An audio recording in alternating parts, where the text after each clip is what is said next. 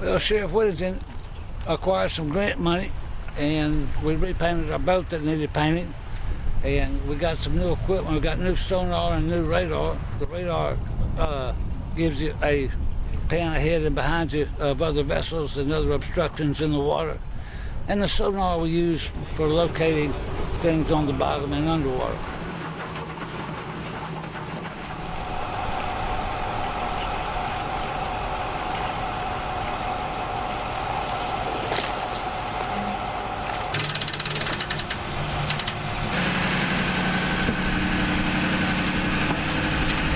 Motors are new 225 Mercury Verado motors.